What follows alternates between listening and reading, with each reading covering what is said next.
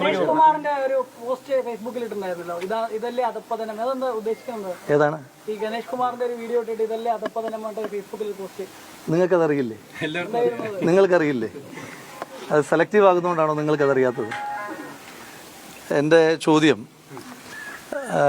കൊട്ടാരക്കര മേഖലയിൽ നിന്ന് 112 ഏതെങ്കിലും ഒരു സ്ത്രീ വിളിച്ച് പരാതി പറഞ്ഞിട്ടുണ്ടോ? ആ പരാതിയുടെ അടിസ്ഥാനത്തിൽ ആ സ്ഥലത്തേക്ക് പിങ്ക് പോലീസ് എത്തിയിട്ടുണ്ടോ? പിങ്ക് പോലീസ് എത്തിയിട്ടുണ്ട് എങ്കിൽ എന്ത് നടപടി സ്വീകരിച്ചു? SP ആ വിഷയത്തിനകത്ത് ഇടപെട്ടിട്ടുണ്ടോ?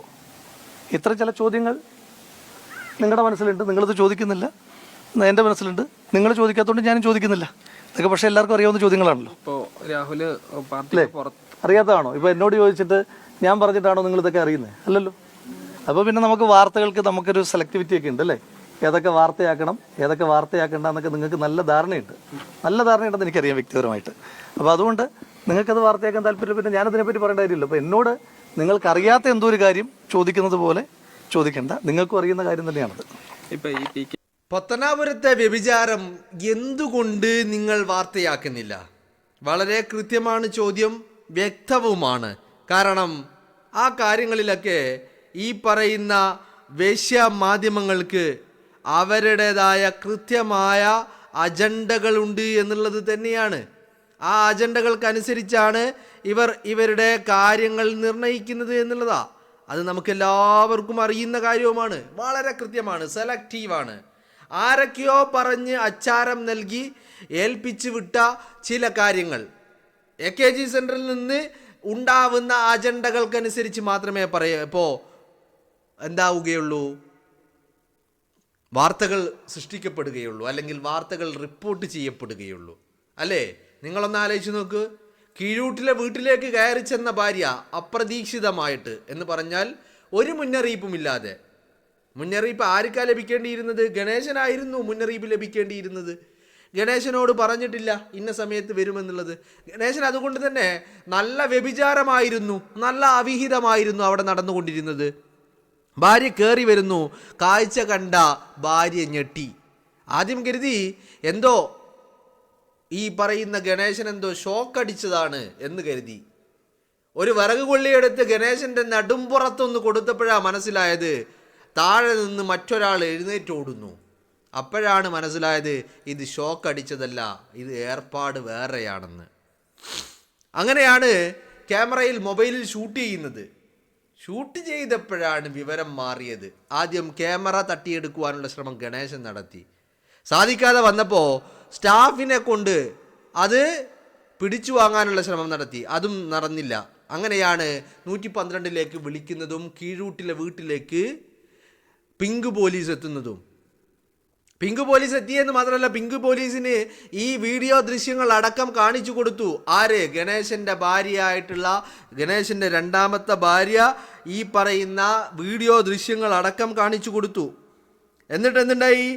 പക്ഷേ സംഭവം അപ്പുറത്ത് നിൽക്കുന്നത് KB ഗണേഷ് കുമാർ എന്ന് പറയുന്ന ഒരു ആഭാസനാണ്, അയാളാണ് മന്ത്രിസ്ഥാനത്തിരിക്കുന്നത് എന്ന് മനസ്സിലാക്കിയ ഈ പറയുന്ന പോലീസ് ഉദ്യോഗസ്ഥര് യാതൊരു നടപടിയും എടുക്കാതെ മുങ്ങി.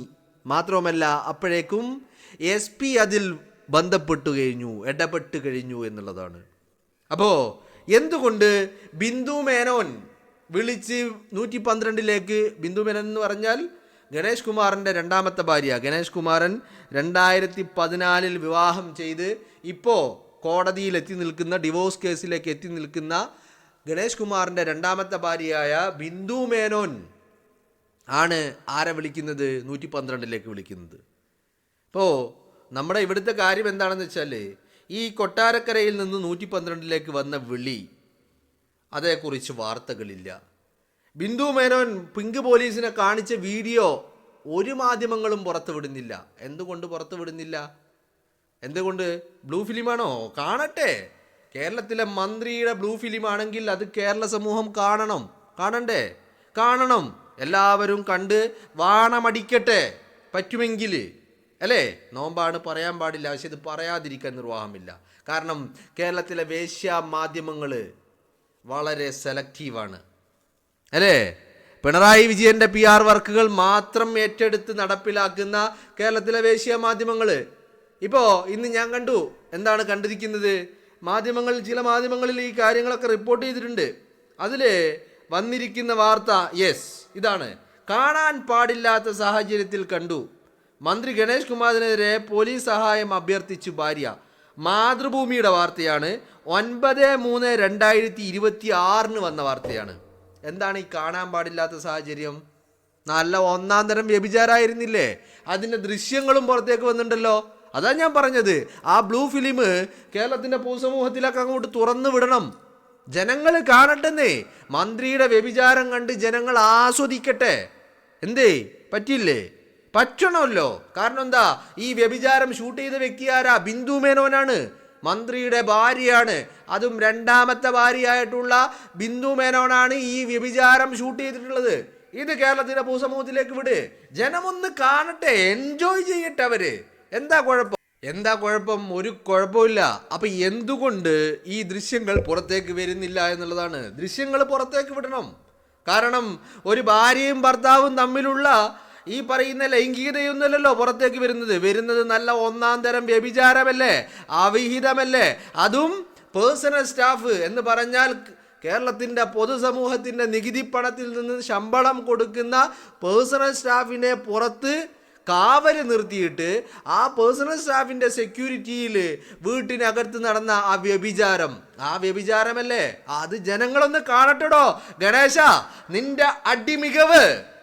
നിന്റെ അടിമികവ് ജനമൊന്ന് കാണട്ടെ, കാണിക്കുക എല്ലാവരെയും, അല്ലേ? കേരളത്തിലെ വേശ്യ മാധ്യമങ്ങൾക്ക് നട്ടെല്ലുണ്ടെങ്കിൽ, ഈ മാധ്യമങ്ങൾക്ക് ധാർമ്മികത എന്നൊന്ന് പറയുന്നുണ്ടെങ്കിൽ, ഈ ജനങ്ങളോട് എന്തെങ്കിലും കമ്മിറ്റ്മെന്റ് നിങ്ങൾക്കുണ്ടെങ്കിൽ നിങ്ങൾ ഈ ദൃശ്യങ്ങളൊക്കെ പുറത്തേക്ക് വിടണം.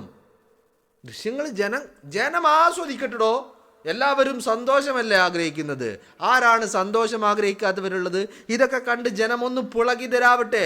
പറ്റുമെങ്കിൽ 4 തുള്ളി അവരും പുറത്തേക്ക് ഒഴുക്കട്ടെ. എന്തേ നടക്കട്ടല്ലേ? ജനമൊന്ന് ആസ്വദിക്കട്ടെ, അവരെ എൻജോയ് ചെയ്യട്ടെ. എന്താണെങ്കിലും കേരളത്തിലെ വേശ്യ മാധ്യമങ്ങൾക്ക് 2 ഉണ്ട് തന്ത. ഒന്ന് അമ്മയുടെ ഭർത്താവായിട്ടുള്ള ഒഫീഷ്യൽ തന്ത, മറ്റൊന്ന് അമ്മയുടെ വയറ്റിലെ ഗർഭത്തിന് ഉത്തരവാദിയായിട്ടുള്ള അപ്പുറത്തെ തന്ത, അയൽവക്കക്കാരനായ തന്ത. അതാണ് കേരളത്തിലെ വേശ്യ മാധ്യമങ്ങൾക്ക് 2 തന്തയുണ്ട്, അല്ലേ? ഗണേശനെതിരെ ആരും ഒരു വാർത്തയുമില്ല. എന്താ കാര്യം? ഗണേശനെതിരെ വാർത്ത കൊടുത്താൽ അല്ലെങ്കിൽ തന്നെ പിണറായി വിജയൻ ചീഞ്ഞളിഞ്ഞ് ശവമായി പുഴുവരിച്ച് നിൽക്കുകയാണ്. അതിൻ്റെ കൂടെ ഈ ഗണേശൻ്റെ കഥകൾ കൂടി വന്നു കഴിഞ്ഞാൽ പിന്നെ പറയേണ്ടല്ലോ, അതോ ഗതി ഗുദാവഹ. അല്ലെങ്കിലും ഇതിപ്പോൾ നടന്നിട്ട് ആഴ്ചകൾ പിന്നിട്ടിട്ടുണ്ട്. ഒരാഴ്ചക്ക് മുകളിലായിട്ടുണ്ട് സംഭവം നടന്നിട്ട്. ഇതിപ്പോൾ കോടതിയിലേക്ക്, ബിന്ദു മേനോൻ കോടതിയിലേക്ക് എത്തിയിട്ടുണ്ട്. യാമിനി തങ്കച്ചിക്ക് ഇറങ്ങിപ്പോകുമ്പോൾ കുട്ടികളെ കൂട്ടി ഇറങ്ങിപ്പോകേണ്ടി വന്നിട്ടുണ്ടെങ്കിൽ ബിന്ദു മേനോൻ കയറി വന്നത് യാമിനി തങ്കച്ചിയുടെ സ്ഥാനത്തേക്കാണെങ്കിൽ ഉറപ്പായിട്ടും കർമ്മ എന്നൊന്ന് പറയുന്നതുണ്ട്, അത് തിരിച്ചടിച്ചിരിക്കും. അടിച്ചു.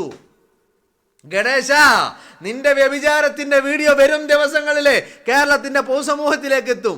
അതും നിന്റെ ഭാര്യയായ ബിന്ദു മേനോൻ ഷൂട്ട് ചെയ്ത നിന്റെ വ്യഭിചാരത്തിന്റെ വീഡിയോ, അല്ലേ? അപ്പോൾ ഒരു കാര്യം ഉറപ്പാ, ആർക്കെങ്കിലും നിഷേധിക്കാൻ കഴിയോ? എന്താണെങ്കിലും 112ലേക്ക് കീഴൂട്ടിലെ വീട്ടിൽ നിന്ന് ഒരു കോള് പോയിട്ടുണ്ട്. ബിന്ദു മേനോൻ്റെ ഫോണിൽ നിന്നൊരു കോള് കീഴൂട്ടിലെ വീട്ടിൽ നിന്ന് ബിന്ദു മേനോൻ്റെ ഫോണിൽ നിന്ന് 112ലേക്ക് ഒരു കോള് പോയിട്ടുണ്ട്. പിങ്ക് പോലീസ് കീഴൂട്ടിലെ വീട്ടിലെത്തിയിട്ടുണ്ട്. അതിൽ SP ഇടപെട്ടിട്ടുണ്ട്. വന്ന പിങ്ക് പോലീസുകാരെ ബിന്ദു മേനോൻ താൻ ഷൂട്ട് ചെയ്ത ദൃശ്യങ്ങൾ കാണിച്ചു കൊടുത്തിട്ടുണ്ട്. എന്ന് പറഞ്ഞാൽ വ്യഭിചാരം ഭാര്യ പൊക്കി, രണ്ടാമത്തെ ഭാര്യ പൊക്കി ഗണേശൻ്റെത്.